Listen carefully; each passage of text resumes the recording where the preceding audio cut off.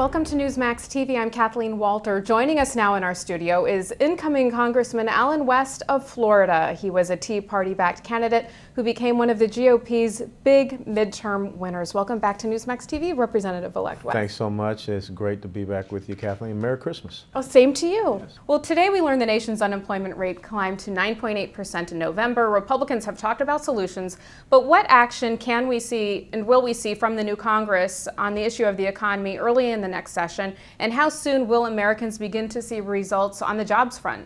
Well, I think one of the critical things we have to do, based upon the vote that we saw yesterday with the extension of the Bush-era tax cuts, we've got to make sure that those tax cuts are permanent. They are kept where they are, because the last thing you want to see is an increase of taxation. And it's not so much about the wealthy or the rich. This is about people that are producers and people that are employers.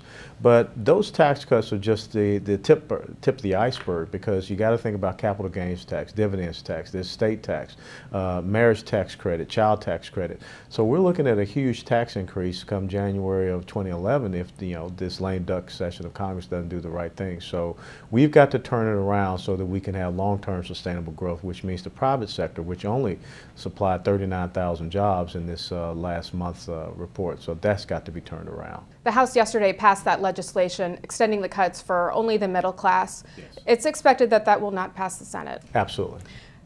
But negotiations are still underway to extend the cuts for all wage earners. How optimistic are you that that will happen before the end of this year? And what happens if it doesn't happen by January 1st? Well, this is strategically what I think the Democrats don't want to see happen. They don't want the American people to wake up in January of 2011 and see this massive tax increase at a time when we have this unemployment that is trending in the wrong direction, when we know the economic situation that we're in. We should not be raising taxes. We should not be printing more money and borrowing more money. So what the Democrats are going to put themselves in a position where they think right now they can leave us coming in January with this ball that we will have to balance. But really, it's going to be a reflection on how terrible they were as far as, look at the incredible spending of the past 2 years under, Pelosi, Reid, and Obama, almost $3 trillion.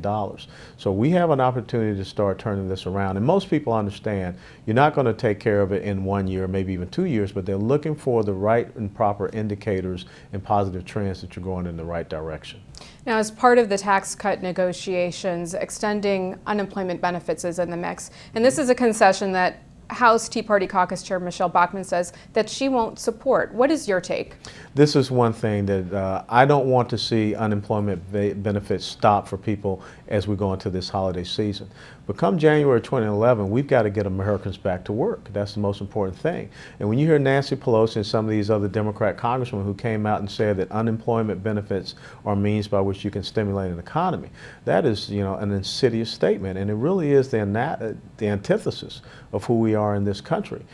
We don't want to make victims. We don't want to have people to be dependent upon government. And I think that's what a true conservative thinks about. A true conservative thinks about how can government set the conditions for the betterment of the society and for the growth of this economy.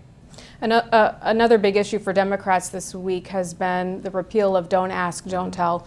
As a retired Army colonel, what's your take on that? Well, let me tell you something. The mission of the United States military is not to accommodate behavior, and definitely not to accommodate sexual behavior.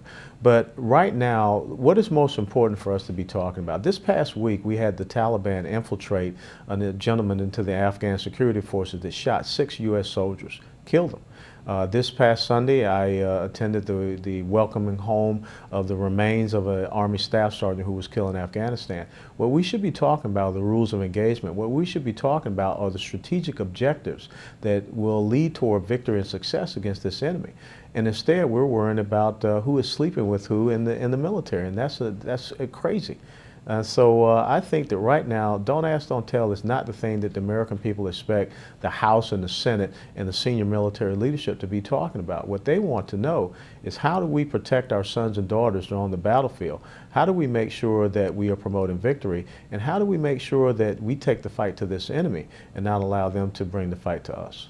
Speaking of repeals, some Tea Party lawmakers believe that we should repeal President Obama's health care law without attaching a proposal to replace it. You think that's a good idea? Well, I think you have to have a solution before, instead of just coming up and saying this is what we're going to be against. And see, that falls into that typical mantra saying that the Republicans are just the party of no. We need to say we're going to repeal this, and this is a better plan that is market driven, that is free enterprise driven, that has taken into account a cost-based analysis so that we can get the right and proper health care program and law passed in this country. Let's talk about the federal debt, because a number of Republicans are so opposed right now to raising the federal debt ceiling that there's actually been talk, an option that is still on the table is a possible shutdown of government. This was a disastrous move for Republicans in 1995. Is this risky for Republicans to even be talking about right now? We do not need to have a shutdown of the government, but what we do need to have is for us to come in and say, if we raise the debt limit again, that is saying that we're not serious about doing the things as far as cutting the fiscal irresponsibility of the government. We have got to go in and do the hard work, stay up late at night or whatever to find the places where we can cut back spending and cut back the exorbitant growth of government and save the American taxpayer dollars. All right, well, given the recent criticism and the new disclosure that foreign banks benefited greatly from Fed loans during the financial crisis, do you think that Ben Bernanke should continue to lead the U.S. Central Bank? I think that we have some serious questions about the Federal Reserve that need to be looked into. You know, one of the things I go back and look at Alan Greenspan and how we continue to lower and cut those interest rates. I mean, what we did was create an artificial economy. And this quantitative easing that we just did where we, you know, just magically print $600 billion trying to monetize our debt, there's a disconnect between fiscal policy, which is what the Congress is supposed to do, especially the House of Representatives, and this monetary policy, which is what the Federal Reserve is bringing forth. And we've got to bring those together because they're not working toward the same goal. I mean, we continue to dig ourselves deeper in debt. And I think that Mr. Bernanke needs to come before the House Budget Committee or the Financial Services Committee, whichever one, and answer some really hard questions. Switching gears here real quickly, let's talk about you. You plan to join one of the most liberal, democratic entities in Congress, the Congressional Black Caucus. Absolutely. Have they been welcoming to you, and what kind of impact do you hope to have there? Well, I spoke with Congresswoman Barbara Lee, who's the head of Congressional Black Caucus, when I was up there for orientation. And so I'm welcome there, and I had a great conversation with James Clyburn from South Carolina, who's the former majority whip. So it's very important that, you know, everyone talks about bipartisanship and intellectual discourse and debate. Well, that's what I want to have in the Congressional Black Caucus, because this body politic cannot continue on to be this monolithic entity because there's a difference in the black community now. There's a difference in perspectives. There's a difference in insights. 45 African Americans ran on a Republican ticket in this election cycle, and 15 made it to the general election. You know, some of the preeminent voices and writers like a Thomas Sowell and Walter Williams are out there. So it is time that we challenge this liberal social welfare perspective of victimization and dependency that is coming out of places like the Congressional Black Caucus, and I look forward to bringing that debate. Now, a big story this week involved the censuring of Representative Charlie Rangel for ethics violations. What's your reaction to that?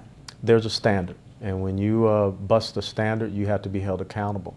And I think that when you look at the American people, some of the things that Charlie Rangel was guilty of, the average American citizen would go to jail for. So we cannot continue to have this sense of a ruling class elite that is above the American people. And so I think it's very important that we hold our legislators' feet to the fire. And we cannot allow them to believe that they're separate and above the laws that they're supposed to be creating and upholding. Now, Sarah Palin remains a very polarizing figure, and she endorsed you. Recently, NBC's Joe Scarborough said she is a, quote, reality show star who cannot be elected. And in an op-ed in Politico, he told the GOP to man up and, quote, say in public what they all complain about in private. What is your take on those statements? Well, this is what I have to tell you, and you know, I was asked the same basic question on Meet the Press. You know, everyone's talking about the presidential election cycle already. The most important thing is if this group of House Republicans don't do the right things as far as legislating for the country, as far as turning around this debt cycle, as far as, you know, getting the federal government back under control, it does not matter who the GOP runs for president. They're going to get their, you know what's handed to them. So it is important that we set the right type of legislative agenda right now so that we can have a strong candidate that comes out and runs. But let me tell you what's most important. The person that will run on the GOP for president is going to come into a very tough situation, not just here domestically, but all across the country. And they're going to have to be a person that can sit down at the table and look at some very bad actors and make them stand down. So I think that's what we need to be concerned about first and foremost. Who would you like to see for the Republicans in 2012? Oh, I'm not into that. I hadn't even gotten sworn in, Well, so I'm worried about what I'm going to do first and foremost. Donald Trump has properties in your home district, Yes, he does. which includes Palm Beach County, Florida. Mm-hmm. What kind of candidate do you think he'd make, and do you think he's even serious about running? He says he is. You know something that's interesting? I think that the American people are looking for, how do we break the paradigm? Look at Rick Scott running here in Florida.